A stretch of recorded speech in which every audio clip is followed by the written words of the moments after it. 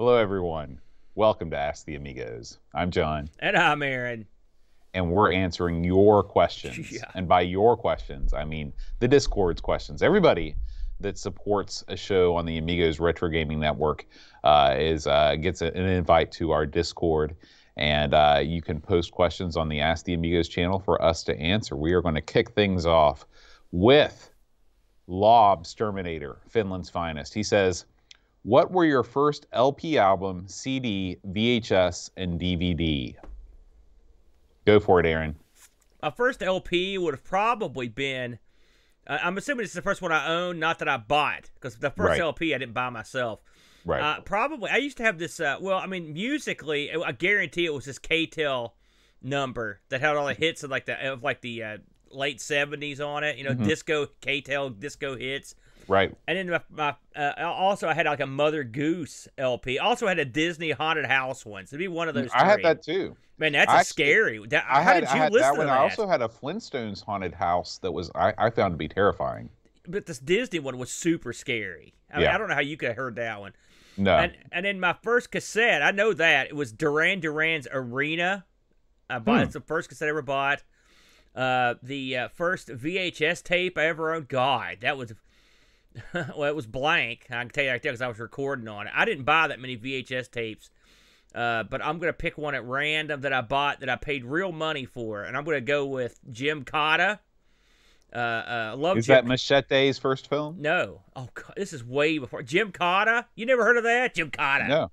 Holy crap, but Is he related to Mr. Cotta? Listen, what happens if you take a gymnast, okay? Think about it. Think about a gold medal gymnast.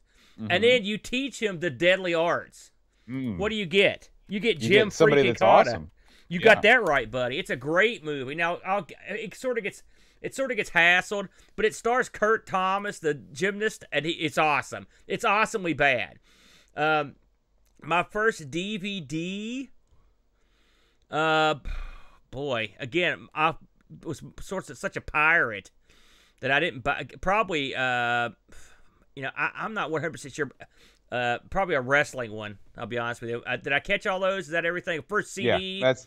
You said Duran. Oh no, you didn't. You didn't cover CD. Sorry, go ahead. First CD would have been. Again, I copied most of my CDs, but I did have one of those CD clubs. So right, Columbia House. I'm going to go with Indigo Girls Back on the Bus, Y'all. It was a 2 CD compilation of their live performances. I love them. So I'm not sure that's my first one, but I ordered a bunch at once, and so that's the one that pops in my mind. What about you?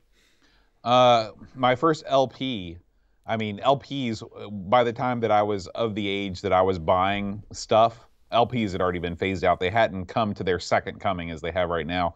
But I did have some LPs that just were sort of around that my mom, I think, bought at a yard sale. Yeah. I remember the Mickey Mouse Club soundtrack. Yeah. With songs from the original Mickey Mouse Club. Yeah. I also remember the Batman soundtrack by I think Neil Hefti was the guy from the film. From the TV show. Oh, it had a soundtrack? No kidding.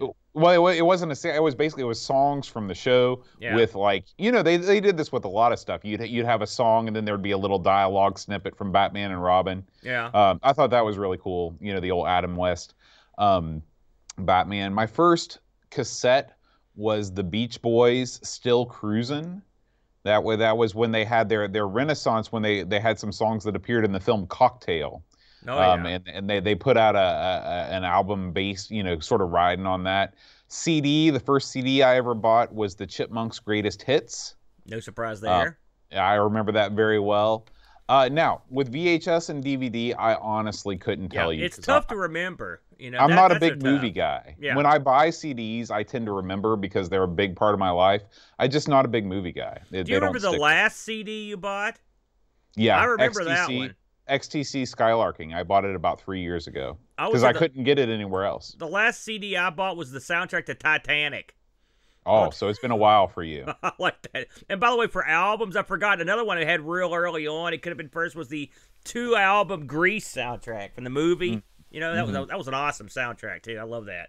So yeah, I'll throw that one in there. Good stuff. That was pretty good. DVD, you got nothing on that one? Yeah, I mean, I know. Actually, no, I take it back. I do remember the first DVD I ever bought because I bought it before I had a DVD player. Yeah. I knew that I was going to get a PS2 when it came out, and so I preemptively bought Brighton Beach Memoirs on DVD because I love that movie. That's a great one too. The film with that had what's his dude, that Ferris Bueller. Mm-hmm. Yeah, I love that movie. Eugene Morstrom. Yeah, it's a great. Neil I like Simon. all the stuff from Neil Simon. The movies. I listen. I'm a big fan of that stuff. So yeah, his plays are great. Yeah, very good, bud. Very good. All right. Benny Cake asks, apparently President Trump had a red button on his desk that when pushed, an attendant would immediately deliver a Diet Coke. If you had a red button, what would be delivered to you? That's a good angle. Once you start that one, Boat? I'd go with the orange chicken special from Taste of Asia. That's probably pretty good eating. They've got good food over there. Yeah. But I mean, how many times are you gonna? I mean, when I think red button on the desk, you're gonna push that whenever you want something. You're gonna want it over and over, right? Yeah. I mean, how many times are you gonna eat that in a day? 4, well, maybe probably 5? not more than once a day, but I'd love to have it on demand whenever I wanted it. I'm gonna go. I think. Now listen, I'm not the biggest supporter of the Trumpster, but I think he was close on this. But I would have, and of course, when you're the president, you've got a certain amount of jack. Yeah, a certain amount. You've got ultimate power. And I've ran into a problem here recently because they've stopped making my Diet Citrus Drop Extreme. So if I had the big red button, do they still have the non-extreme version? Who cares? Yeah, Listen, good point. When you've had extreme, how do you go back to non-extreme? No, you're not gonna do it. Yeah. So if I had the big red button, I would have a hot, sexy bride would deliver me on a silver tray a one 6-pack, because I drink them like that, of Diet Citrus Drop Extreme. That's what that's the way I do it. When I was in college and I was at the peak of my soda drinking, and this was not diet soda either. This was the real deal. I would chug 2 and crack a 3rd as soon as I'd walk into the dorm room. I mean, I was insane. What would you say your weekly consumption of Diet Citrus Drop Extreme was before they took it off the shelves? I didn't do that. I've seen people do that with Red Bull and stuff, and every time I see it's usually students. Every time I see them do that, I want to take one of the Red Bulls, like a full can, and just beat them in the face until they fall over. Because that's so stupid. I also seen these suckers that take a Red Bull and they take a bunch of mini thins and stuff. What? Who are you impressing, pal? Remember, these are college students. They do dumb punks. stuff 24/7. Yeah. Oh yeah. I'll go day to day with any of these suckers. Anyway, my daily consumption, I'd probably drink, I don't know, 6 a day. 6 a day? That. That's not that bad. Yeah. So that's like a case a week, pretty much. Yeah. That's it. I would usually do her. Yeah. All right. Crazy Loomis asks, if you could have any superpower, what would you choose and why? I think we've had this one before, and I probably won't even give the same answer. I think I would like to have immortality as my superpower, but I think I said that the first time. But if I could have 2 superpowers, I would also like to have the ability to fly a boat. I think that'd be cool, you know? Yeah, flight is definitely up there for me, although I think my superpower would be the Jedi mind trick, where you could just be, these are not, you will give me $1 million. You could choke a sucker if you don't like what they're saying? That's part of it. If you had the Jedi mind trick, I'd be dead 1,000,000 times. No. I'd elevate you to the highest heights. What would be funnier is if your wife had the Jedi mind trick. Now that she already I could endorse. Does. Yeah. Yeah, she's got the Jedi wife trick. Do what I say. That's a lot of wives have that. That's right. Chris, I like that line there. Good stuff. Chris Folds asks, who would win if they both were in their prime? Oh, this is a great question. Hulk Hogan or The Rock? That would be the ultimate showdown. They fought. They fought at WrestleMania. Really? It was awesome. I'm about in the all-time great matches. So Hulk Hogan in, say, like 1982 or something like that. Do you mean like a fixed fight or an actual fight? Well, come on. We're talking about professional wrestling. What do you think? Well, we'll predict both. Okay. Okay. In Hulk in his prime versus Rock in his prime, Hulk was a much bigger star than The Rock as a wrestler, not as an actor. So they put him over Hulk would win in a wrestling match. Oh yeah, you got to put Hulk over. But was The Rock was he a face? I don't know anything about that whole era. He was both. Okay. On the other hand, if they had an actual fight, The Rock would tear him up. And the reason I say that is The Rock was a known fighting machine. He was a street fighting type from back in school. Really? Yeah, he was a big burly football player of death. Hulk Hogan is 6'9", Rock's probably about 6'5", something like that. So that Hulk would be bigger and probably stronger, but Rock, I think, and also just from Rock's heritage, those guys are all tough. So I don't like Hulk's chances. So and Hulk, when Hulk broke into wrestling, he trained with a guy named Hiro Matsuda, and the first thing Hiro Matsuda did was break Hulk's arm in practice. Oh my gosh! Just because he could. And so Hulk learned a very valuable lesson. So I don't think Hulk would take on the challenge of The Rock. I think it'd be a big mistake. But in a wrestling match, I'd pick Hulk. Batman asks, having played on all these systems in descending order, how would you place these 5 systems? Okay, so you're going to rank these from worst to best. Okay. Yep. Amstrad, SPICY, C64, BBC Micro, MSX. Oh boy, these are not necessarily in our wheelhouse, Boat. No. So and there's no way you can get away without So are we ranking? You're going to make people mad no matter what. What was the criteria based on what? How much I liked them? Just what you think. Yeah. I'm going to base them on their perceived power. Okay. Okay. At the bottom, I'd say the BBC. Okay. Okay. Then the Spectrum. Then I would put the C64, the MSX, and I'd put the Amstrad. I think that's the way I would rank them from least powerful to most powerful. In terms of how much fun they were, I haven't played enough MSX to know. Mm-hmm. I'd say the C64 and the ZX are on an equal footing in terms of their fun potential. I think I haven't played enough BBC Micro. I mean, I've liked what I've played on it, but I haven't played a ton. But I don't think it's in the same ballpark as the C64, the MSX, and the ZX. So I'd put that near the bottom. And the poor Amstrad, for a system that had the jack, no one did anything with it hardly. So I would put it down near the bottom too, just because they got screwed. If you're an Amstrad owner, you sort of got screwed. What about you? How would you do it? I think my list is going to be similar to yours, although I've already forgotten it. I'd put BBC Micro at the bottom, and then the ZX Spectrum next. Then the Amstrad, then the C64, and the MSX. The C64 and MSX are clear winners just because of the amount of software available for them. The MSX edges out the C64 in my mind just because of all of the Japanese development on the platform. Yeah. I'm sure there's a ton of great stuff on there that I haven't discovered yet. But the C64, I mean, you can't not pick it because there's like 100 billion games available for it. So it's up there just on the strength of the library alone. You know, what gives me pause when I pick these is when they did Pinball Dreams on the Amstrad. It was top shelf. Like, that blew me away, okay? Right. And then when they did Super Mario Brothers on the C64, like, that's another one. I was just like, crap. Right. That's great. So clearly, those are two systems where the potential, especially the Amstrad, was never even, I don't think it was probably even approached. Yeah. The BBC, that's one that's sort of an unknown commodity. I just haven't played with enough to say if I think it would be in the same ballpark. Of course, I've played plenty of Spectrum. I think all those machines have a lot to offer, both. Mm-hmm. So there Absolutely. You go. I agree. That's my out. Christian Russell asks, you're on the darn desert island again, but you've been left with a pretty sweet home cinema setup. You can only take films of 2 directors, and it's from this list: Ridley Scott, Martin Scorsese, Stanley Kubrick, Robert Zemeckis, James Cameron, and the Coen Brothers. Pick 2. Coen Brothers and probably Woody Allen's not on the list, but he would have been on my list. But I would put, it would definitely be the Coens, and it would be probably Martin Scorsese. I don't know. What about you? I definitely go Coen Brothers. I might go.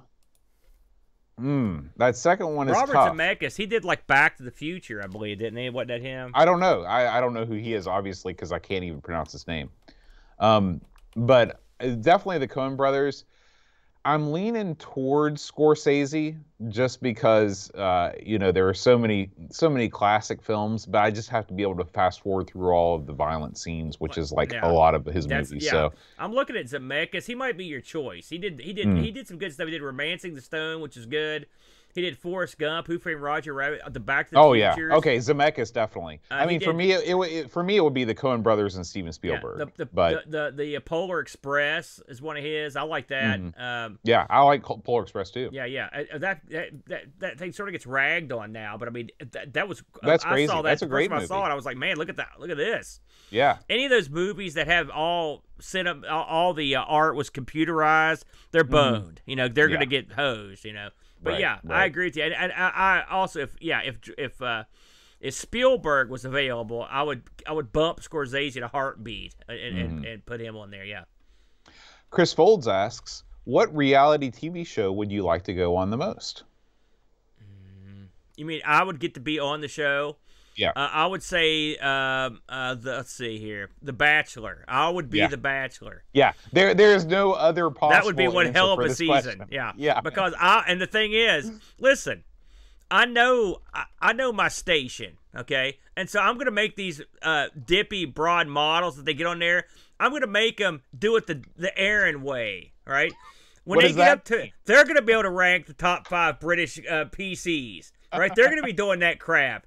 I'm going to make them earn it. When you go into the love tent with one of these broads, it's going to be, hey, this is what we're doing in the love tent tonight. We're going to play some BBC micro games. I'm going to be like, listen, I want to hear the complete verbatim backstory to Lionheart. There, chickie. Listen, read to me from the model. I demand satisfaction for this. So I guarantee it'd be like no episode, no season of The Bachelor ever if you had me on there. What about you? Yeah. Oh yeah, it would definitely be. I mean, obviously, of course, not being a bachelor anymore would disqualify me. But I didn't think of that. Yeah. Yeah, but double works. But yeah, I mean, now in my current married state where I wouldn't be able to go on The Bachelor, I'd love to be on Shark Tank. Yeah. I'd love to be. I think it would be cool not to be one of the persons that's pitching, but one of the person that listens and says yes or no. I think that would be fun. But if I was single and looking to mingle, you can't go wrong with The Bachelor. I'd like to be on Shark Tank and have the Chud on there, and he's doing is pitching tech liquor. That's all he's got, and he gets that over. That's what I want to see. Tech liquor for the win. Okay, Chris also asks, what other hobbies have you had in your adult life? This is in your adult life, mind you, that are not computer based. Well, of course, role-playing games.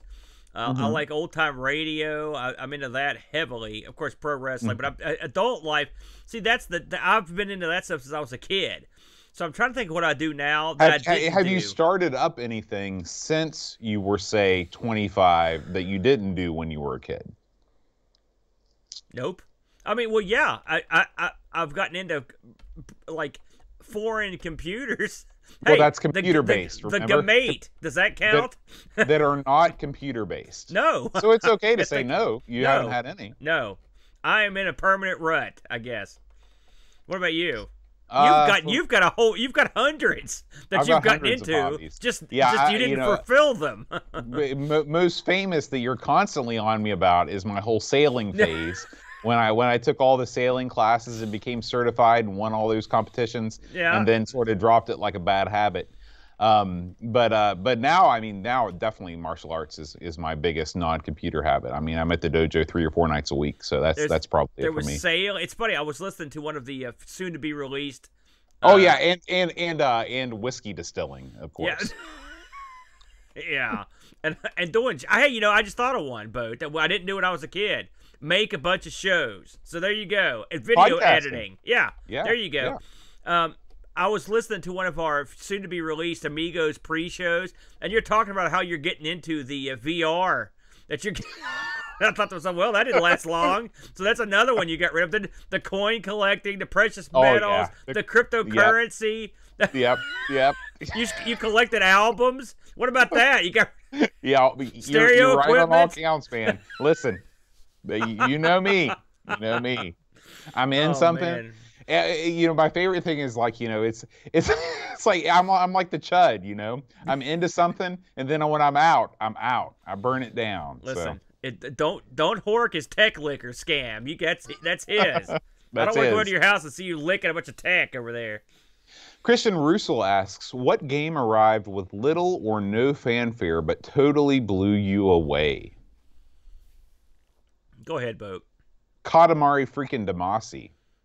That game came out of nowhere, and I never played anything like it before, and it blew me away. I'd never played a game that was so, like, the concept is so wacky, and the music was so well suited to the game. I'm a big music guy, obviously, and the backstory was so insane. I couldn't believe that this thing got made and was published. Because remember, I don't come from a computer background where you can publish anything you want at any time. You know, console games, there's a little bit of a bar where things don't get too off the rails. This was the first game where I was like, I cannot believe that somebody gave this the get-go to, you know, the high sign to publish this thing. So that's for me. What about you, Aaron? No, not Top Banana, Graham. I would say, hey, listen. Wii Sports blew me away when I first played that. Where the heck did that come from? Because I heard this new console. Listen, everything Nintendo said about their new console sounded like the stupidest crap I'd ever heard. It's not powerful. It still uses discs. It's going to have remote control motion. I was like, what in God's name were these idiots doing? They were coming off the GameCube, which is sort of a dud. And here they come with this thing, and the first time I played it, I'm like, bing, winner, right here. This is your winner. That was awesome. And it was, I mean, it took me totally by surprise, so I'm going to go with that one. That's a great answer. Okay, on the other side of the coin, what game was hyped up the yin-yang, but was a total disappointment? First of all, let's all take a moment to realize that Christian Russell is taken an Aaron phrase and has brought it across the pond to England. So bravo to you, Christian. Now, Aaron, answer the question. Rise of the Robots. Bam. Full stop. Yeah.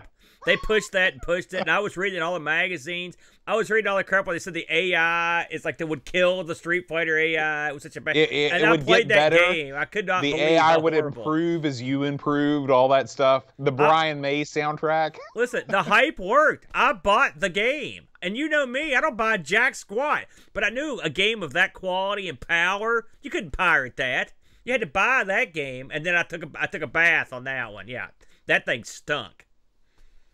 For me, it's the, you know, again, I didn't grow up in the PC zone, so for me it was the Virtual Boy. Nintendo spent years hyping up the Virtual Boy. Maybe not years, but it seemed like really? years. Did they do that? And when the Virtual Boy came out, it was all over the magazine. You know, Nintendo Power had arrived in my mailbox every month. And it was like, this is going to be the greatest thing ever. And then 3 months later, Nintendo wouldn't even admit it existed. So that was probably the Virtual Boy probably for me. To be honest with you, most of the games that I actually shelled out money for, I was not really disappointed in. You know, I guess I've been lucky, but there hasn't been a Rise of the Robots type situation where I bought a game thinking it was going to be one thing and turned out to be another. I guess it's because I'm so much younger than you, and you know, when I bought a game, you're not that much younger. Let's not go crazy. There's tons of games I regret buying. I mean, I can list them off. FX Fighter. I was desperate for like arcade action. Well, yeah, I was going to say, I think the problem is that you were just desperate for a good fighting game on the PC, and none ever appeared. Yeah.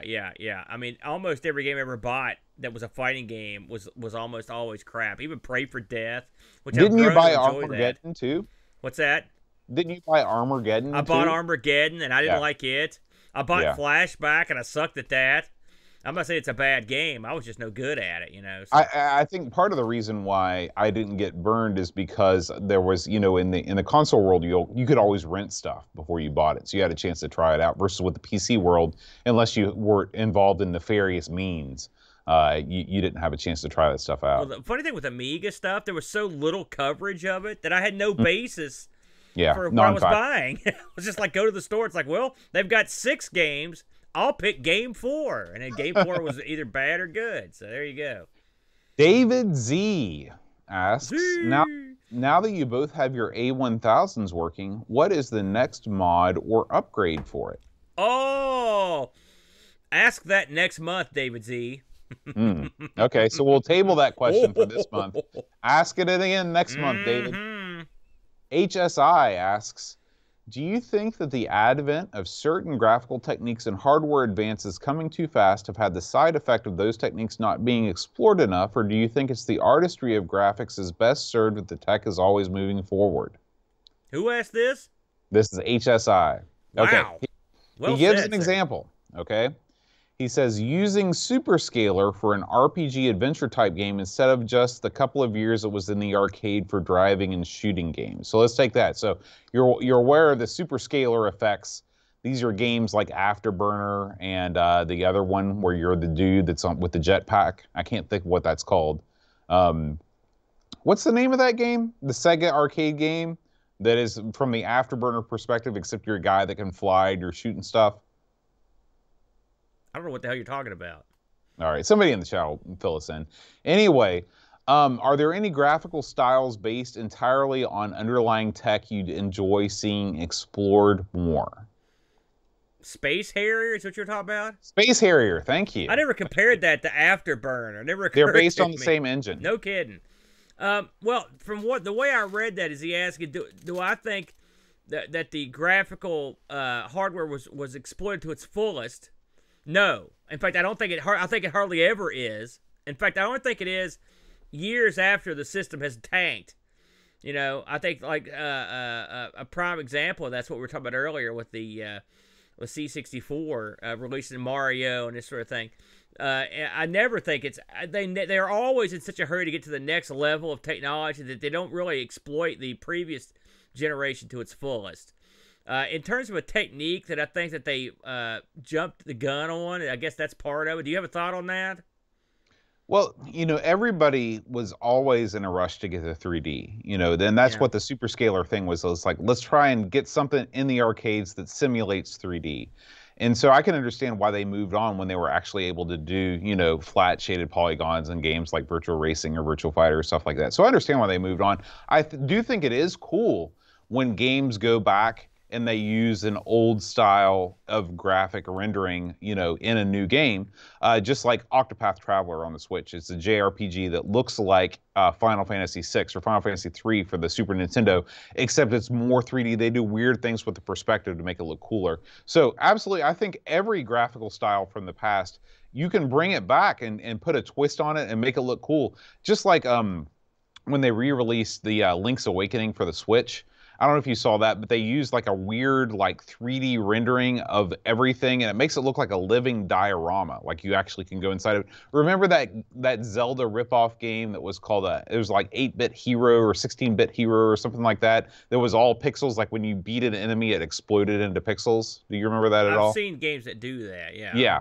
So I think every graphical style from the past, you can bring it back and make it look cool, but I mean, that's the nature of the industry. The industry is always moving forward, and they're not going to wait around to fully explore something. If there's something that they know is the next big thing and will sell some units, they're going to go to it. The one thing that comes to mind for me where I thought it came out, there were too many people doing it, and I didn't necessarily think it worked for every game, would have been something like the old cell shading technique from remember? That was, everybody was doing that. For like a couple of years. They beat that to death. It worked great for some games, don't get me wrong, but some stuff I didn't think it looked that good. And also, ultimately, you don't see it. I don't think you see that technique used as much now as you. But I mean, it's still available. Graphics, you know, it's one of those things. I don't really pay. I know no one's going to believe this, but I don't pay a ton of attention to them. You know, in this show, I mean, Yogi Bear, we just covered a perfect example. Here's a game that is a flat 2-color game, all yellow with some red stuck in there. But they did a good job rendering Yogi, and so I will give them more points for rendering Yogi than I might give a game on the N64 that looks like crap, but is far more advanced, because I'm going to give them the credit for trying to do their best with what they had to play with, you know. And so it gives me a different perspective when it comes to looking at graphics. I mean, clearly the N64 is graphically superior to the ZX Spectrum. There's no doubt about that. But I mean, it's what you do with that with the graphics. And also, you're right, to jump to 3D where people tried to get in a little bit early. You know, if you look at those early 3D games, much like we were talking about the early 3D movies, like as they age terribly. And so you're less likely, no one's really looking back and reminiscing on playing Ballerina Toshinden or something, or like the original Tomb Raider, when it looks like double edgy crap these days. You know, and it's a good game, but it's ugly, you know, because they did their best. The advantage of those early 3D games is that they're keep in mind I say this knowing nothing, but they're fairly easily. That's the story of your. That's your broadcasting career. They're fairly easily upgraded. I mean, like if you look at N64 games like Super Mario 64, there are texture packs you can download to make the game look 1,000,000 times better than it looks. So the advantage of those early 3D games is that you can easily upgrade the looks without taking away the fun. And with sprite-based games, it's a lot harder to do something like that. So yeah. Brutal Barracuda asks, Wiz or Liz? Gonna go with Wiz. Mm-hmm. Yeah. I'd probably go Liz. Makes sense. I like the ladies. Chris Folds asks, VR. Here's a question for you, Aaron. That's the it? Future? VR, that's it. Full stop. Is VR the future, or will it never catch on? You know, I was listening to you and Neil earlier, and Neil said something, and I think this is ultimately what keeps VR from being a big deal. He says, I have to set aside time to play with my VR and tell myself that I'm going to play it on Saturday morning. Right? That is not conducive to catching on. When you've got to make an appointment with yourself to do something that involves setup and clearing a room and having a lot of alone time and whatever, that is not something that I think is going to make something catch on. I don't think VR is going to fully catch on until you've got a wireless system, all right, that has the resolution and motion aspects that one would demand from such an item. And I think the tech's not there yet. I think the tech's coming. I think it's definitely doable, but it's not there yet. I don't think anything that's out now is going to get the job done. Yeah. Plus, I think we've talked about this before, but ultimately, what's going to get VR over is some sort of app that people demand to play on it. I don't think that's enough. I think there's been some pretty decent VR stuff released in the past couple of years. Like Valve released that game, the Half-Life game that I hear is really good, and the Star Wars VR game. But I think it's gonna be a combination of the two. I think it's gonna be the miniaturization and wireless aspects of the VR combined with the killer app. It's something where you don't have to, where you can just go and put something on and just start playing, just like you picked up a joystick. Not something you have to put a bunch of crap on the walls and clear the room, do all this crap. That's never going to catch on. Yeah, I agree with you. I feel like what we're seeing now are iterative steps toward the future. In the future, you're going to be able to put on a pair of glasses that look like the pair of glasses that we're wearing right now, and enter the world of virtual reality. Yeah. But we're just not there yet. So yeah. I agree. I think that it is the future, but the future is not now. Rob Flack O'Hara writes, they say the expected lifespan of a floppy disk is 10 to 20 years. How will the inevitable death of all floppy disks affect our hobby? Does it make you sad to know that floppy disks may die with our generation? No. It doesn't make me sad, because this is the natural progression of storage. You know, does it make me sad that USBs are going to... Are you sad when zip disks die? No. Screw them.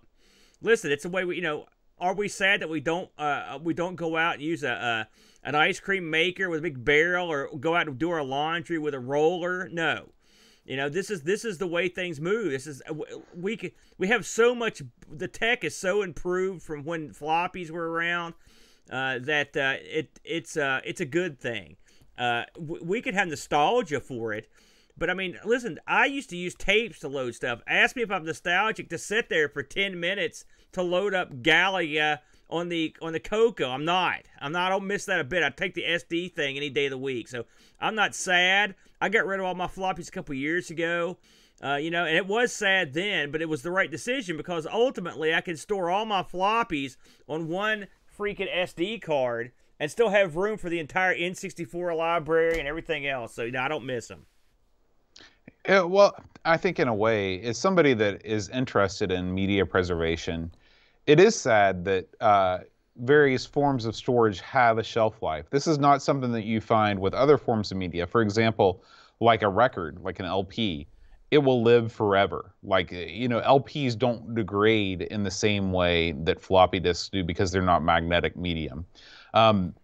So yeah, it does it does make me a little bit sad that, you know, people that want a 100% authentic experience of loading a game might, you know, you might not be able to do that in the future.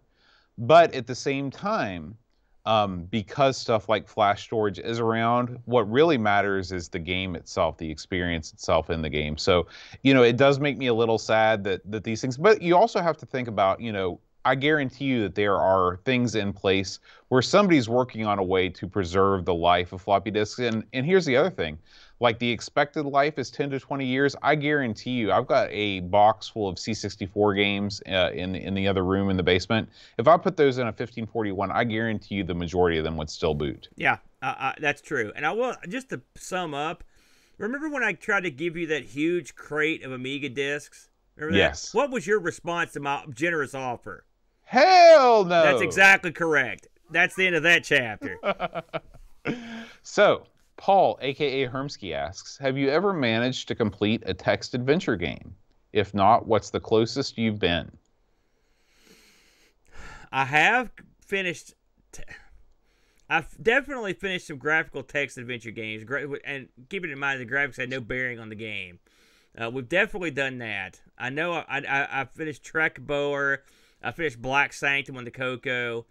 The more heavy-duty text games, like your Zorks, that sort of stuff, I never beat those. I've beat some lower-level stuff. You know, it's funny, especially for someone who came from the era that I did. I never got into text games that much.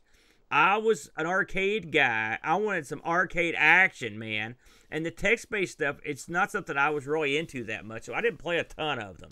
I did play the graphical text stuff because there was something pretty to look at. And, of course, I had to sit there forever like an idiot while the Brent played the Dallas Quest game over and over. So I did see that a lot, but it's not something I reveled in playing. When I was a kid, I would get Antic Magazine. And by get, I mean my dad would Xerox full issues of Antic Magazine from his friends at work and staple them together for me to have and then copy the discs. They would always come with little text adventures on the cover disc. And these things were meant to be completed in an afternoon. And that's really the problem with so many games that we play, is that people had this unrealistic, in my opinion, expectation that everybody that played these games just had nothing to do but sit around and play their game. You know, there's nothing wrong with having a text adventure game that you can sit down and in 5 or 6 hours be able to figure out what's going on, be able to figure out the parser, solve the puzzles, and get to the end of the game. And that's one of the things that I really liked about these little text adventures. So I completed quite a few. I remember there was one, I think it was called Blackout.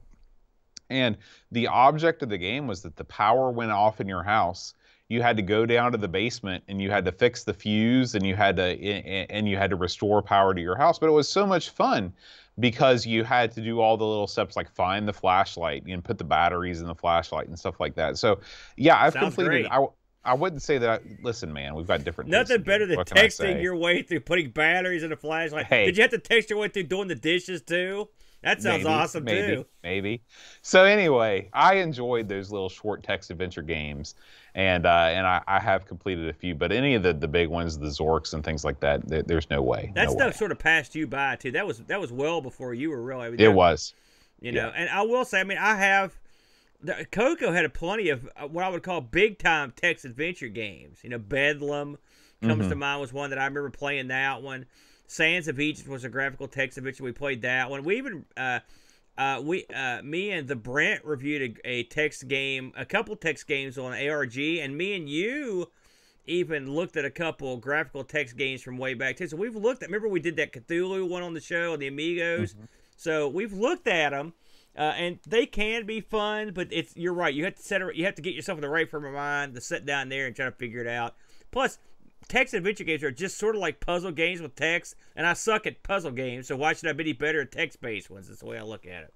Good point. Barkbit asks, if you find the evil gnome trapped in a well. Wait a minute, this is a Pixel Gaiden. That's their gimmick. Oh, is it? Is that the evil gnome? Oh, yeah. Okay. Do you help him out of curiosity of the strange being? Or do you leave him there out of fear of yogurt and losing your pants? Oh, yeah. Who wrote this? Barkbit. Clearly, Barkbit has listened to a lot of Pixel Gaten. That evil gnome can stay down there because he does take your pants and he does hit you with yogurt. So no, not interested in the evil gnome. No good. Okay, I'll follow your advice with that one. Yeah. Plus, he's evil. Paul, yeah, that's true. Do you want to help an evil gnome? Yeah. Heck no. There's I a want to leave him wrestler. where he is. There's a wrestler called Evil Uno, but he's sort of a good guy. But it's weird. Yeah, go figure. Pixels of Dawn asks, you decide to stop getting marooned on desert islands, but instead send a system in a game to an island that you never have to see or hear from ever again. So the system in a game don't have to be on the same system. Oh. What is getting cast away? So this is where we did something from the annals of time. Right. Go ahead, Boat. I'll have to ponder this for a moment. Definitely Dungeon Keeper. Worst game ever. And probably the Amiga 500. The which? The Amiga 500. What the hell is wrong with you, Boat? It's horrible. Of all it's the a horrible systems on Earth, you're going to pick an Amiga? You idiot. Well, think about it. They took everything that was awesome about the Amiga 1000 and threw it into the garbage. You're forgetting about the one thing they didn't take for the 1000. The $1 zillion price tag. Listen, I'm not concerned with money. Oh, okay, Rockefeller McBoat. The rest of us are we're freaking poor, man. You almost made me drop an F-bomb right there with your idiocy. Are you happy with yourself? Yeah, you better take a big swig after that stupid response. Wrong! Wrong answer. Okay, Mr. Man, let's see what you got. Holy cow, that's the stupidest answer I've ever heard. Also, the CD TV's walking around out there. You could have at least, you could kill one. That's the one to get rid of. I've always loved the CD TV. You've never used one. It's an Amiga 500 in a box. It's the exact same thing. It looks cool on the shelf, man. You need to be on the shelf after that answer. You're a dipstick. I'm going to ponder this for a second. If I could get rid of one computer from the annals of time, or I assume consoles are also in play. First of all, by the way, I get a big hoe out of watching you and Neil cover that Eye of the Beholder coming out for the C64. You already bit your tongue on that one, didn't you, Boat? As Neil was blowing that thing up. Listen, you got to know when to hold and know when to fold. Oh, yeah, sure you do. What a goof. If we're going to send, are we sending just Amigas? Because there's that god-awful thing that Gateway produced, that Amiga that was round, that vacuum cleaner-looking number. Oh, yeah, that thing on LGR. That thing needs to go to the desert island. That's for darn sure. But if we're going to just get rid of a random computer, listen, nobody needs the Timex Sinclair 1000. The American version of the ZX Spectrum was a dud. It was incompatible. Even if you get all the crazy... Listen to Eric over at the Pixel Gaten. He got one of these things. He's gotten all the additional garbage to make it work, and it's still a piece of crap. Send that sucker to the desert island. That thing needs to go. That's my answer. Get that out of here. Okay. Amiga 500. I'm seriously tempted to get in my car and drive to your house and just batter you for that statement. What about the game? Oh, game. Tilt Fighter on the Jaguar? No, because that has its charm. I'm trying to think of some of the worst games I've ever played, ever, in the history of the world. Let's go. Listen, we mentioned it before. It caused a lot of people a lot of pain.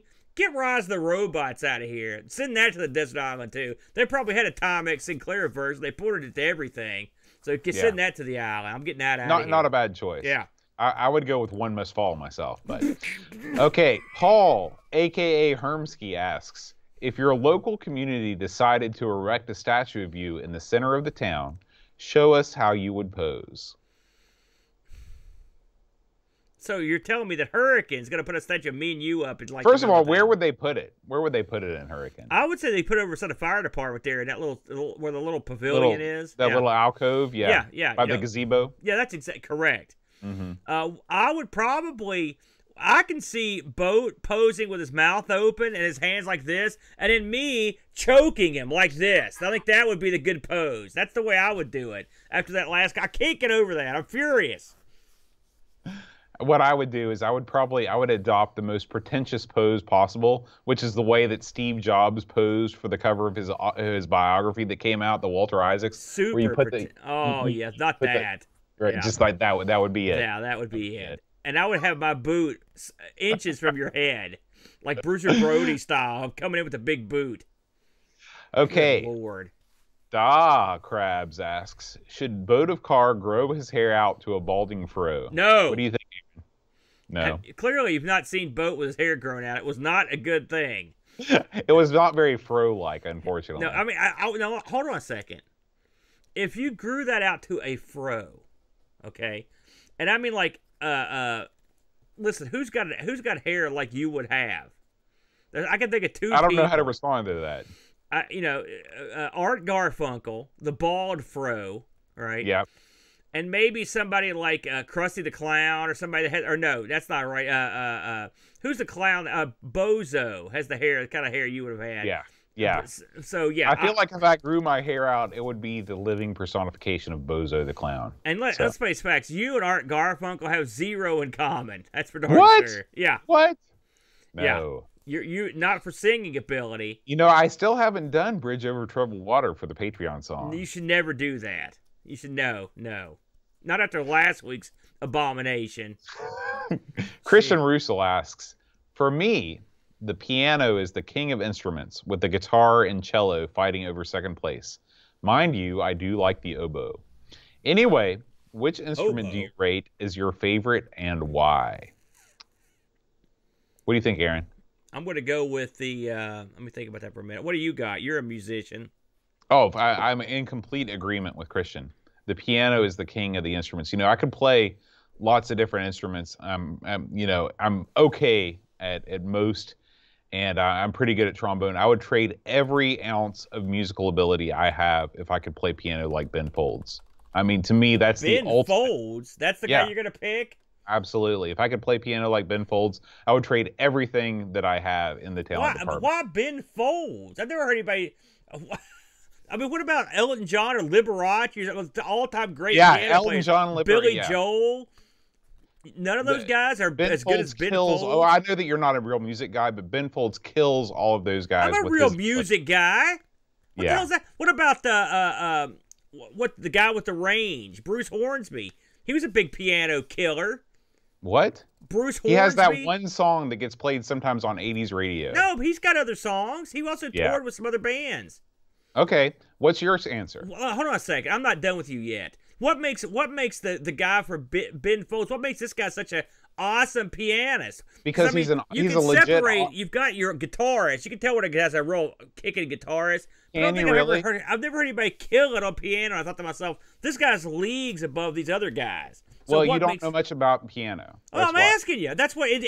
Like Ben Folds. Okay, hold on a second. Go ahead and get that pretentious pose back out for that statement. I'm asking you to educate me, you weasel. What makes this guy so much better? Because Ben Folds has legit technical ability at the piano. Like, he can play actual music on the piano.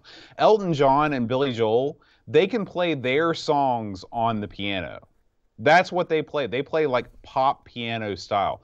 Ben Folds is a legit pianist. Like, he can play tons and tons and tons of stuff that these guys can't even touch. He has a technical ability that these guys, he's leagues above them. I mean, I don't know how to explain it differently than you're assuming that these guys can't play piano except for the crap they write, right? Is that no, what I've heard them play other stuff. Does Ben Folds have like a concert album or something? Yeah. He played some Bach stuff that most high school pianists play at a recital. That doesn't make him sound any better. He plays crap that a high school kid plays? I'm talking about Billy Joel when he put out that classical album. I see. Okay, yeah, you lost me there a second. Well, hey, listen, I'm not questioning you. That was an odd answer because I haven't heard Ben Folds' name for forever. I don't know what the last time. I'm not saying, is he anywhere in the same league in fame as Billy Joel and Elton John? Heck no. Yeah, but when you think of famous pianists, right, there's a few people that come up, right? And those are a couple that come up. Yeah, absolutely. Billy Joel and Elton John, probably the most famous piano players of the 20th century. Liberace and, I don't know, a couple others. I don't know the Liberace ranks up there. I mean, Liberace would crush those other guys probably. He was a stud. Well, he was good at piano. But anyway, what is your favorite instrument, Aaron? What's your theremin? Theremin? Yeah, that's a legit answer. Yeah. I like theremin. Yeah. Mitsuyama asks, "Come on, Boat. It's about time you dish the dirt on the seedy underbelly of life in bands and orchestras. Is the brass section always fighting with the woodwind section? Do the first violins look down on the rest of the string section? Violins. Does everyone point and laugh at the percussionists? What are some of the inter-band rivalries that seem so important when you're in a band but would leave the rest of us struggling to understand?" Well, Aaron, you and I can both answer this question, having been members of the band. Pretty much the brass section reigns supreme over the woodwind section. Oh, yeah, over them. They're complete non-factors. Yeah. Because when you're out there on the field, in real band and marching band, you can't hear the woodwinds. They're inaudible. It's a brass section that has control. It's the brass section that gets it done. Now, as a band director, of course, I can never admit this to my students because that would crush them. Because your flautist would be hurt, but they don't mean nothing. No one can hear that crap. And by the way, the guy that said, like, do they bully the drummers? No. The drummers are the bullies of the band. Like, they bully everyone else. Except for the low. There's usually the guys that play tube or big oafs, you know. To protect the rest of the low brass. That's right, well, the low brass section, you don't have to worry about them, but your trumpeters, the guys that can get their butts kicked, you know, those are the guys you have to worry about. I've personally never been in a band that had a violin section. That'd be cool, but I can't imagine, again, but the fact that you've got violins in a section and then you've got tubas standing around, that's not good for the violins. It's like when you go, that's why in orchestras you'll have 87 violins and only one tuba. When you're in the marching band, Boat's right. The brass they're the ones that are picking the whole band up and walking around, and the drums to a certain degree. And everyone else likes to pretend they're important, but effectively they're just window dressing for your various shapes on the field. Because the brass, in particular the low brass, because I mean trumpets are loud, but if low brass want to blow them away, and we've done this on occasion just to prove a point, the trumpets are boned. The low brass, they run the freaking show. And by the way, to a certain degree, there's the oddball instruments that are woodwinds, but they're above everyone else, which is your sax players. Generally the sax players are somewhere between the rest of the woodwinds and the brass. You give them a little bit of dap because you can also sort of hear them. You know? I'm very impressed with this amount of knowledge that you're dropping, Aaron, because you're 100% right. You know, hey, listen, and it never changes, man. Yeah. Chris Folds asks, as a band teacher, can you confirm or deny the band camp stories from the American Pie films? Did you go away to band camp, Aaron? When the year I joined band camp, they stopped going away, so I never got to go to a proper band camp. But I can tell you, I deny those stories. I can tell you, here's what band camp was. Was it loads of fun? No. Was it day after day of getting screamed at because you suck? Yes. And then occasionally also having heat stroke. That was also part of it. It was not fun. Every year I dreaded it. I was like, my God, get me out of here. Hated band camp. We did go away to band camp. We went to Camp Virgil Tate. Are you familiar with Camp Virgil Tate? I'm familiar with that one, yeah. Yeah. Although we didn't, you know, as far as I know, again, because I was a member of the low brass section, I can't really comment on what other instruments did on their own time. What did you play in band, Bo, when you were back in there? I know you were in the low brass, but which instrument did you play? I played trombone my freshman year, and I played your instrument the rest of the time. The baritone, yeah. Yeah. Good for you. Trombone, the most difficult of the low brass instruments. Yeah. In fact, probably the most difficult of all instruments. I'm not saying this to toot my own horn, but the trombone is known as a master instrument. Yeah. Because it is so difficult. In fact, the baritone is known as the instrument for idiots. That's because they can't buzz fast enough to be trumpeters, and they don't have anywhere near the jack to be a tubist or a trombonist. They know, so that's where I was at. Batman asks, simple one for my two favorite Americans. Thank you, Batman. Is the PlayStation 2 now old enough to be considered retro? It's 21 years old, but the last games were released only 8 years ago. The Dreamcast qualifies. What of Sony's second born? Does the Dreamcast qualify for you, Bode? As retro? Yes. Does it?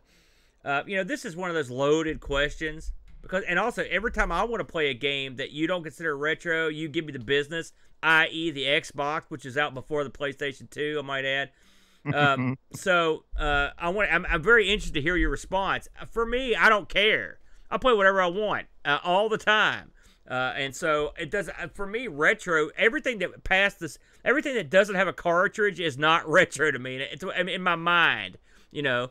But I guess to the rest of the world, PS2 is sort of retro. When your students and those guys were looking back on the N64 as this classic old system they grew up with, when I started hearing people talking about that, I was like, holy crap.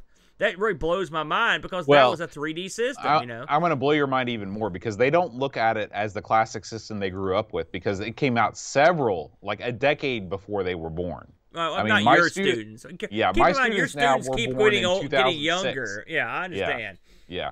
But I don't know. And again, it's a subjective question. I still don't think that the PS2 is retro. I think that because of releases like the GTA games and stuff that really, I mean, they're still getting put out now.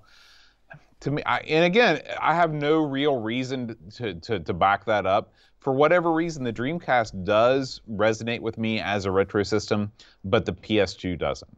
And the Dreamcast looks great, and it looks at least as good as the PS2. Listen, for me, I've been around for a long time, Boatster, as you like to remind me. Everything before the Atari 2600, retro. Atari 2600, retro. Intellivision, ColecoVision, all retro, okay? The NES, now you're getting close, but okay, for me. Now, I'm not saying it's not retro for everybody else, but for me, I was around before the NES. No one knew what the heck an NES was until here it comes. Okay, now we know. That's sort of because that's the little point where video games sort of changed, all right, for me, in my mind, So I think retro is in the eye of the beholder, Boat, and a different person's going to have a different answer, man. Well, for me, it's because when I got into the retro scene, probably in the early 2000s was when I first was exposed to other collectors. The PS2 was the hot newness, and the PlayStation before was the oldest. And so in my mind, that will always be the gap. And the Dreamcast sort of falls right in the middle. I mean, the Dreamcast came out many years after the original PlayStation, but because it was Sega's last hurrah, and to me, it falls into that same camp. But I don't know, for whatever reason, there's that line of demarcation after the PlayStation, where it's like this is a more modern system, and it's not, in my mind, it's not retro. Yeah, it's going to depend on who you are. Yeah, absolutely. But when it comes to doing shows and crap, do whatever I want. That's the way I look at it. Whether you like it or not, Boat. Aaron, Jonah asks, now this is going to be probably the most controversial question of the entire episode. This entirely falls upon you because I'm in no way qualified to speak on this. All right. He says, now that we live in a fairer world, do you think one day there will be a female James Bond? Do we live in a fairer world? I'm not sure what that means, so I'm just going to disregard that part. Okay. Will there be a female James Bond? You got that right. You better believe there will be. There'll be a female James Bond. There might be a transgender James Bond. Black, white, green. Whatever's going to take them to the pay window, yo. Just like Doctor Who. James Bond, the days of like the guarded mystique of all these classic characters, that's all gone. That's all gone. I'm out. And it's up to you to determine whether that's a good thing or not. I'm not sitting here telling you, but I'm just saying, when Doctor Who had a lady play the Doctor, okay, was that when the column fell? No, oh no, that show had been on the edge of the precipice for a long time, and it wasn't her fault it went over. It was stinking up the joint well before she came on. Now she didn't help, but it wasn't. I never blame the actors for these things. They don't write this crap.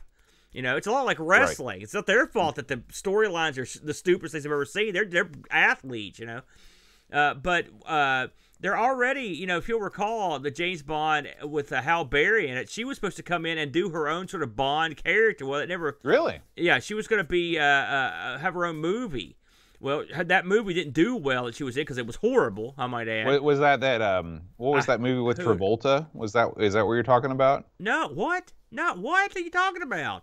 I'm talking about James Bond. Travolta was never James Bond. No, but Halle Berry was in that movie with Travolta. About Swordfish? Swordfish, right. No, I'm not talking about that. That has nothing to do with the conversation. Although I did like that movie. But, so yes, there will be a girl Bond. I have no doubt. If it's not the next Bond, it may be. In fact, there's a couple people I've heard that are up for it. Listen, I don't know what they're going to call her. I guess she'll be 007. They're going to call her James Bond. Jane Bond. That's stupid. You know, why can't we just have... Listen, James Bond is a white British guy, okay? This isn't like Doctor Who, where you can change, where you're... where you can change, you form a new body. This is a guy, all right? So if you're going to call him 007, then you're going to change the name if it's a chick. But I don't have a problem with it. I mean, I do. Part of me does.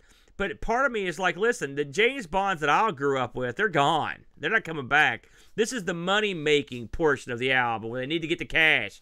So whatever keeps the series going, you know, will it succeed? Probably not. I mean, if history has shown us anything, when they replace tried and true beloved characters with replacements, whether they're a different sex or creed or color, it doesn't always do that well. I mean, look, I'll cite the... Are you talking about Latino Spider-Man now? No, I'm talking about the chick Ghostbusters flick that died and that is a dog of a film. But people didn't want that. They wanted Harold Ramis, and they wanted all the original guys back. But no, I think there absolutely will be a female James Bond who will be called whatever. And hopefully, hey, listen, if she's a good actress and they write her good stuff, I'll go see it. You know, man, I'm easy. I just want to see some good Bond action, you know, so there you go. Paul, a.k.a. Hermsky, asks, what game cover artwork on a package most impressed you? Say that one more time. I didn't catch all that. Sorry. What game cover art on a package most impressed you? Most impressed me? You want to cover this one first? I got to think. I was reading over this as you were expounding upon your thoughts on the female James Bond, and yeah, sorry. You know, it's, to be honest with you, I've never really been a big, like, go into the store and buy a game based on the cool cover art kind of guy. We cover a lot of games on the Amigos where the cover art is great, like Transarctica. That had a great cover. But I was usually so well versed in I would either rent the game before I bought it, or I would be so well versed in the reviews for the game before I, you know, put down the money. I never walked in and bought a game based on the cover art alone. Did you? Probably. If you want the truth, I probably did. You know, so here's my answer. I pirated 99.9% of everything I ever owned. Okay? There's more boxes of games behind me than I've ever owned. Ever. Okay? So I never knew what the box art looked like for most of this stuff. I mean, I'm just gonna be honest. That's one of the problems when you pirate stuff. Aside from the fact you don't get the documentation stuff, there's something to be said for the cool package you get. You know, with the right. You know, I saw Shane Arbor Rowe just put a video up where he was going through a bunch of old C64 stuff. Oh Lord, here we go. And he was showing off those EA album style boxes they used to have, right? And they're cool. I know you like them, right? Yeah. But I never got those. I've got a couple now, but I didn't have them then because I pirated everything. So when it comes to great box art, I'm not gonna lie to you. And I can sit here and name a couple things, but I mean nothing that I can think of because they're not ingrained in my mind enough to remember what the box art looks like. I'm glad it's so great that we do the show the way that we do, because sometimes you'll say something and will trigger something in my mind. I take it back. And I never bought games based on this, but the fact that the black box games on the Nintendo showed actual screens from the game, I mean, that was not something that you ever saw before on the cover. You know, a lot of times you would see the screenshot of the game in a real tiny window on the back of the box, if you got it at all. And I still remember going to like the rental store, and I would rent games based on the fact that, like, hey, I know what I'm getting into. When I pick out Kid Icarus, I see that's what I'm going to be getting. And so I guess that's probably the thing that impressed me the most, was that Nintendo was the first company that actually had the cojones to say, listen, this is what you see when you load up the game. We're going to put it right up there on the front of the box. To be fair, Nintendo was one amongst the first systems that could put the graphics on the front of the box and not have them look like garbage. I mean, you know what I'm saying? You're not going to put like a text, like I was sitting there thinking of the boxes that I remember, And a lot of the ones, like Infocom always had awesome boxes for the text adventures. I was like, they were always very appealing. And of course, they had to be, because they were them amongst all the other sellers of games. They had to have the best total package, because ultimately you're getting text as the game. Right. So it behooved them to have an awesome, eye-catching box.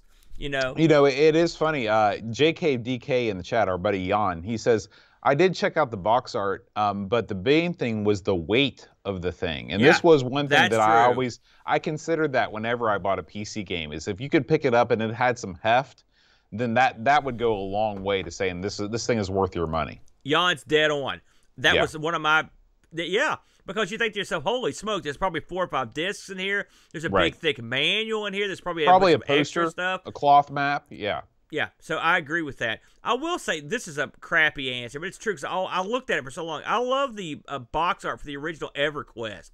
It had that hot elf chick on it, you know, and there was and then little beside her little scenes of different stuff going on in the world, and it gave you a good flavor for what you could expect in the land of EverQuest and Norath, and it was well done art. You know, I came from that D&D art background from looking at all the monster manuals and stuff, and so you'll love that high fantasy art. It was always something that appealed to me. So I'm going to say that that's one of the ones I really thought was really attractive.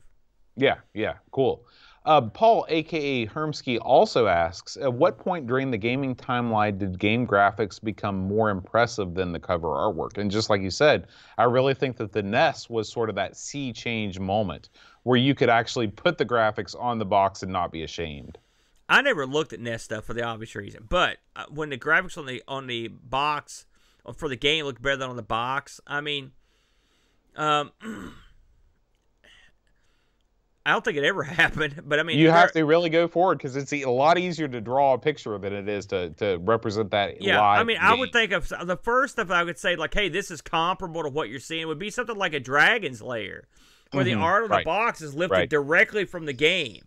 You know. I remember, I'll tell you, Prince of Persia had box art that was from the game on it. I remember seeing that. You're talking about the PS2 version, right? No, I'm talking about the original versions. They had, like, it may have been Prince of Persia 2. I don't remember which one it was, but they actually had art from the game on. I remember that. And I thought to myself, that's cool. But that was a rarity. What you usually got was those screenshots on the back, and you'd see, like, PC version, you know, Commodore version and Amiga version. And the Amiga version always crushed everything else, generally. You're like, yep, that's what they I always want. put the Amiga version on the back of the box. And, of course, I was usually getting the PC version, so I was getting hosed big time. But, yeah. Mitsuyama asks, does retro ever become too retro for you? Are there games or systems so old that you have no interest in playing them? Is there a specific year that is a cutoff point for you where you don't tend to bother with games or systems released before that year? I'll start on this one. You know, one of the blessings of doing these shows, because we bitch a lot, Boat. What? But we do. But one of the blessings of these shows is that it makes a question like that, like, not true to me. There is no cutoff, okay? And you probably are thinking to yourself, oh, it's got to be crap. Me and Brent covered the Tandy 100, I think it was, the portable handheld 100, and you had a little space about yay big and yay long. It's all nothing but text characters to play games, okay? And we had a blast playing games. And I'm going to say that that's our all-time most popular episode, and it was all. And part of it was we sat down and critiqued these games. We didn't just phone it in, man. We actually sat down and played them. And sometimes when you go all the way back, all right, and boil it down, and a lot of people listen. Hey, okay, I'm going to jump bad here. A lot of people tell you, like, oh, graphics don't matter, blah blah blah. But let's see the proof in the pudding. And the proof in the pudding is when you sit down and try to play these games, man. Are they crap? Can you play them? Is there a game there? Okay. And there's no one. I challenge anyone to say that about us, because we go back and play these old games that are literally as basic as they can be. Some of them are in basic, okay? And there is fun to be had. And I think there's a critiquable game there in a lot of times. So I would say no. I have no bottom limit. Now, are there things that I'm look forward to more than other things? Yes.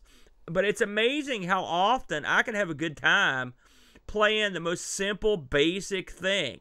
Now, it could just be me. It could just be something subconsciously saying, hey, you got a show coming up. You got to do something with this. But, I mean, I've sat down and played these old games and had a good time with them and enjoyed the heck out of them at the most basic level. So I will say that. What about you? Yeah, I feel exactly the same way, particularly if you have somebody to play with. I mean, if you go back to the Odyssey 1, the system was designed for you to be playing with somebody else. And this is the system where you have to take out the yonder plastic overlay and put it over your your 24-inch television. If you don't have a 24-inch television, you're screwed because the overlays won't work. And so, but there's fun to be had in almost every video game, and there's stuff to talk about. And so I don't have a limit. In terms of like, what do I sit down and play with on a regular basis? I'd be hard pressed to go back to anything before the Atari 2600. Like, I'm not going to load up Channel F games to play just for fun. I will say that's not my favorite console, but I've played stuff that was out before or when it was out that were okay. The Channel F, that's not my favorite. And once you get before that, basically all you have is variations on Pong. And that's fine, but yeah, I can appreciate almost everything in the retro world because everybody was trying to make the next big thing. Yeah. Nothing had been discovered yet, though the playing field was wide open, and that makes things a lot more interesting. Like, I would sit down, and of course, everybody that's listening to this show is probably with me. Who wouldn't rather sit down with one of these games than, God of War 16 or whatever is out currently. So that's just the way that I look at it. I would say that my cutoff is probably the Atari 2600 in terms of like what I would sit down and play for a long period of time without, doing a show on it later.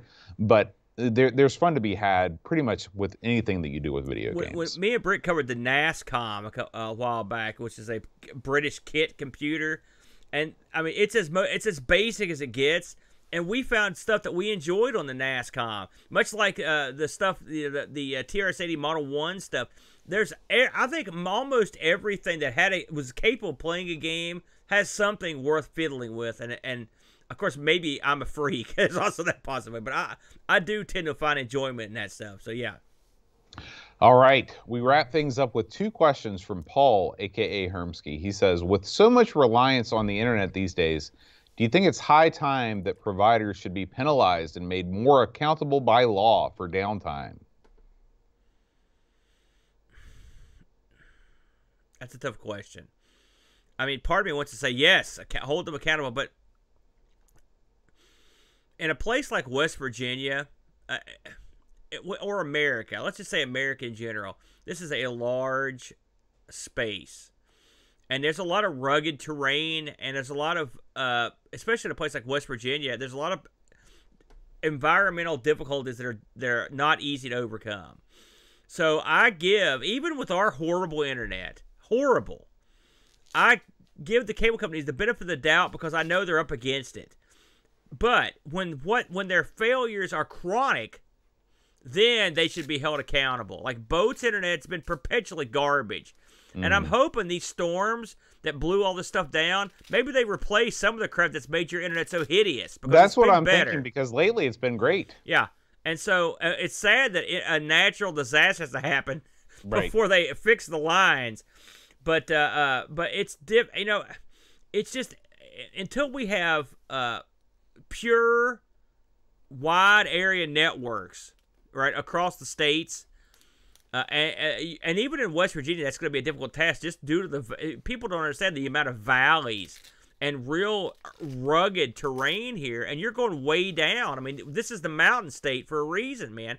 It's tough for that stuff to get filtered down in here. Right. And so it's hard to, I mean, listen, our cable companies, our cable providers, are they scumbags? Yes. Are they money grubbers? Yes. Do they change the rates and fees on you and double them and triple them up every couple of years? They do. That's what they need to be held accountable for. Are these ridiculous rate increases, tacking on these ridiculous add-ons, these weird fees? That's how they screw you. the fact that I paid $50 for internet 10 years ago, and then I pay $150 now, and all I've got's the internet, yeah, they should be accountable for that. But in terms of an occasional outage or something, I don't think that's something they should be, their feet should be held to the fire on. Yeah. Well, I agree with you to a certain extent. I think that really the fault lies with the government. I think that the government needs to do a lot more to make the infrastructure of the electrical and internet lines of the residents of our great state more, less prone to failure. And how do you do that? Well, you bury them. You do what every other country does. You bury those lines. So when the trees fall down, they don't cut off electricity and internet for, thousands and thousands of people. But it's difficult. That's a difficult proposal. Oh, I'm not saying it's because, we, like you said, we have very rugged terrain. There are people who live in very rural areas. Yeah. And you got to spend money. You got to spend money, and our state doesn't have a whole lot of money. And so what they would do is just upcharge us a ton more for that stuff, and it would be ridiculous at that point. So we're in a weird area. Yeah. But I believe that is, what needs to happen. In addition to, you've got to give some sort of economic stimulus to allow more competition to come into our state. Right now, we have a de facto monopoly of high-speed internet in our state. A lot of places do. Yeah. You've got to pull whatever strings you need to pull to get at least one more provider in here and make them care enough to make it a competitive landscape. Because otherwise, when you've got a monopoly, you can charge as much as you want, you can provide as poor service as you want, and there's nothing that can happen to you because there's nowhere else to go. You're right. You did. And here's the bottom line. Okay. Our FCC and internet companies, it's a scam. Listen, this isn't a hidden secret. It's a joke. Our FCC appointees are jokes. They're all former cable leaders. They all worked for the companies that they're supposed to be going against, and so the oversight is zero. This is an American issue. It's an issue with the way the government works. And until that's addressed, and let me tell you something, this is a bipartisan failure. You can't blame anyone. Man, this has been going on for decades. Mm-hmm. This FCC baloney, the crap with these monopolies. There's a lot of monopolies in the U.S. that they're just there. They're grandfathered in. So until someone says, let's face facts, Boat, and I'm not a big socialist guy, but the internet should be like a utility. It should be something that we all have access to. You don't have an option anymore, man. It's just like a water line or the electricity. And until that happens, and they're never going to let that happen as long as they can, we're all going to get fleeced. And that's just the way it is. America is not perfect, newsflash, and our government's got issues. And one of the issues we have is we've got built-in monopolies that are allowed to exist because people are getting paid off. Bam. Yeah. I can't add anything more to that. You're 100% correct. Finally, our last question of this month's Ask the Amigos comes to us again from Paul, a.k.a. Hermsky. He says, are you any closer to succumbing to the Mr. Crew? Aaron, you should tackle this one first. Yes. I'm not going to lie. I have almost pulled the trigger more than a few times. It's funny. Jack Flack did a quite a good show. Plug. You don't know Flack. I know I plug this a lot, but it's one of the top shows. Okay, it is. And he did a show on his Mister, and Flack tells you, he lays it out, dumb guy style, because that's the way it needs to be laid out. And I've also seen Frodo. There's a bunch of people in our Discord that have FPGAs. Misters, and I love these guys because they give you the scoop.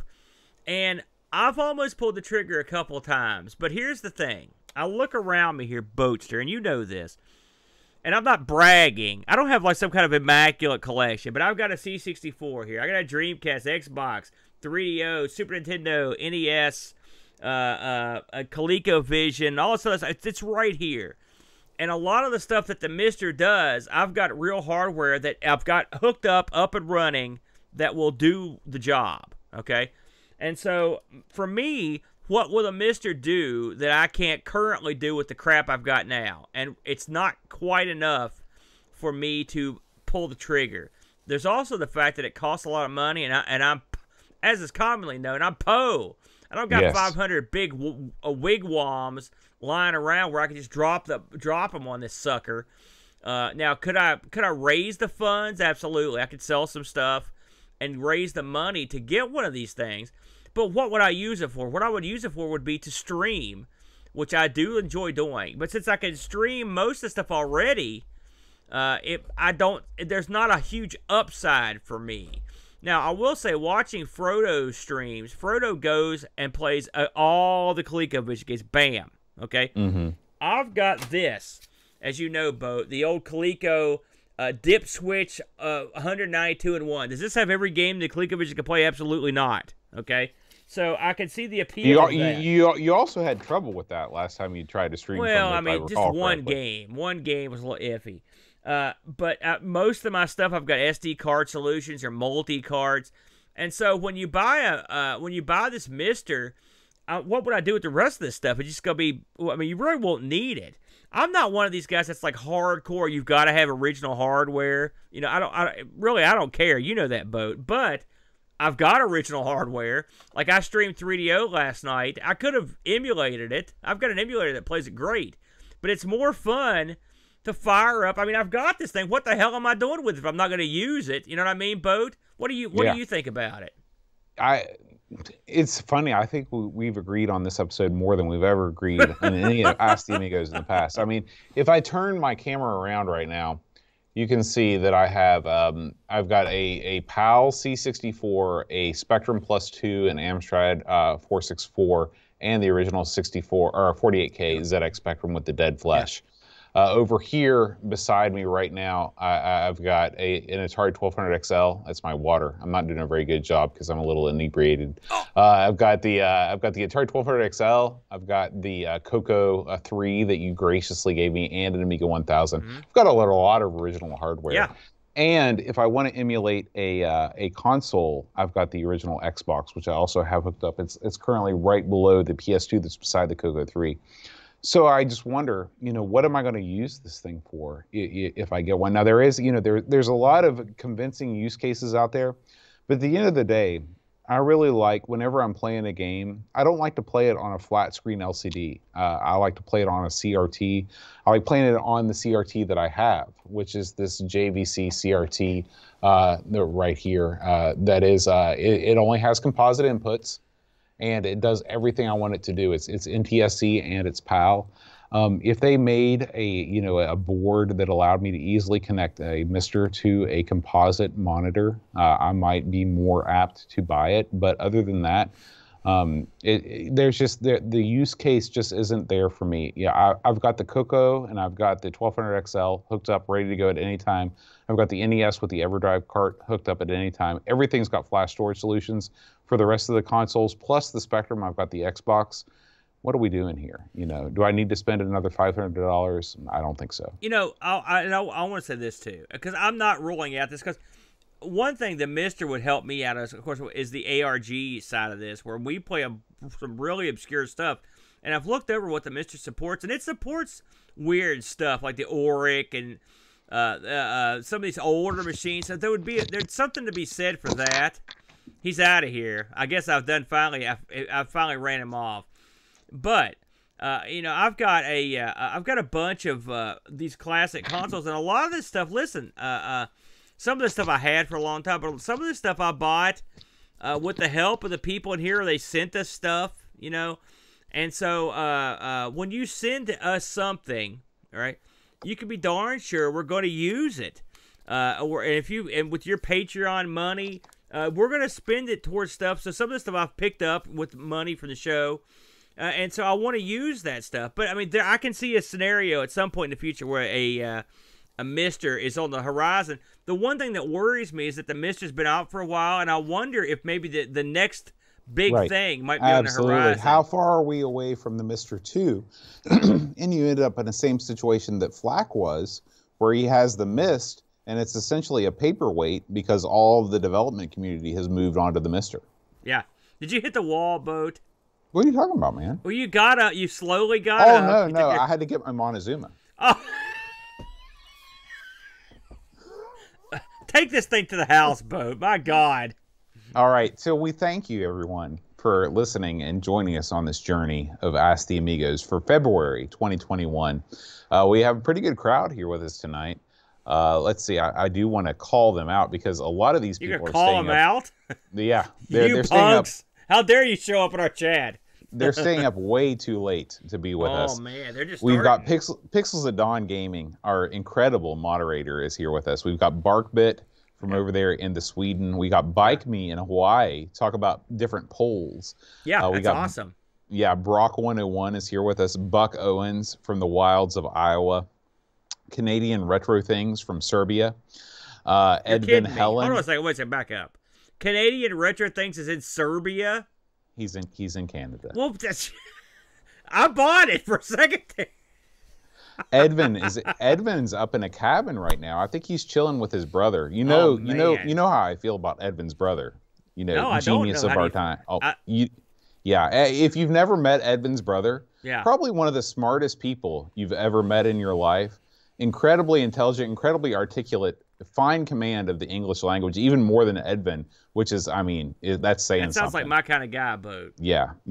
We got FCD and Hag, and we got Frodo NL, of course, getting it done from Denmark. Yeah. We've got FTO Payer. Great. We got Graham. Graham's here with us from Australia. Yeah, he is. He's been here. Yeah. Welcome, Graham. We've got Hermsky is here, of course. We want to thank Hermsky for submitting all of the great questions that he did. And his various videos, which are awesome. Yeah, Jason Warrens joining us again from the Great White North. He's a hoser. JK, DK, our buddy Jan. Yes, Jan. Much love, Jan. Yeah, that's right. Much love. John Marshall 3, John, a local from here in the Charleston area. I miss you, John. Yeah, we'll get together. Don't worry. ICC will never replace the Taze Valley Classic Computer Club. Know this. Jost 80 is here with us. Yes. Curtis Boyle. Lots of Canadians. Also a hoser. Yeah, that's right. We've got Mitsuyama. Yes. Keeping it real from the UK. Olav Hope. Yes. Picard 2010, another fine Finn. Always around. RetroRewind.ca. We can't thank him enough for sponsoring both Amigos and This Week in Retro. If you haven't had a chance to check out RetroRewind.ca, if you need new hardware for your C64 or your Amiga, check him out. Another hoser. Right, that's right. Yeah. Rob Flack O'Hara. Yes. Just in from checking on his wife with the laundry wheel or whatever you were calling that thing. Senior Bravo. Threepwood Thrifts. Oh, Decker Threepwood has joined us. He's got some videos cooking over there. Yeah, and Vigoro Pros. I'm not really sure. Vigoro Pros might be a bot. I say his name every time because I like saying it. It allows me to think that I'm at least partially bilingual. No, but yeah. You're barely unilingual. Well, that's true. That's true. Do you speak any Japanese or Korean? I was pretty good at Korean. Can you say something like Aaron is the man in Korean? No. I can't really even say that in English. I can tell no lies. Get that out. Keep going. So, and of course, if you join us only for Ask the Amigos, which I think quite a few of you do based on our YouTube numbers, you're kidding me. We want to thank all those of you that subscribe to our Twitch channel solely for the Ask the Amigos content. So I'd like to read our Twitch subscribers' names out. Knight Rider 82, Hermsky. Oh yeah. Daw Crabs MTG, RetroRewind.ca, Pints and Amiga, Gary Heather, Blue Train, Captain Chaos DK, Buck Owens, Uber Scuba Diver, Bruce Sayer, Jigglebox, Peeplo, Frodo NL, John Marshall 3, Eeyore 4077, Kronosnet, Rob O'Hara, Wide World of Retro, Great Algae, Macintosh Librarian, Still Adolescing, Bigfoot's Armpits, Christian Russell, Negsol, Mitsuyama, Barkbit, Lamasta, and Retro Jerry. Thank you guys so much. Again, we do Ask the Amigos once a month. And Thank God, that's all we can handle. Yeah, we put it up on YouTube right after the fact. But if you are a supporter, if I just read your name as our list of Twitch supporters, or if you support Amigos, ARG Presents, Sprite Castle, or Pixel Guide In, you have access to the Amigos Retro Gaming Discord server. Man. And you can post whatever question you like on the Ask the Amigos channel, and we will answer it in the next edition of the show. Yeah, that's exactly correct. Well done, Boat. Thank you. Thank you. It's hard to read when you get double or even triple vision. Yeah. You remember that old bit? It's like, I see 3 of them. Aim for the one in the middle, Boat. Is that from that same Badges movie? I don't know. I don't know where I heard that one. Okay. Well, anyway, we appreciate you sticking it with us here in the sticking it with us in the wee hours. It's 7:33 p.m. It's getting pretty late. Yeah. Here in West Virginia. So we're going to have to wrap things up, but we will see you next month for another edition of Ask the Amigos. Until then, Adios. Adios.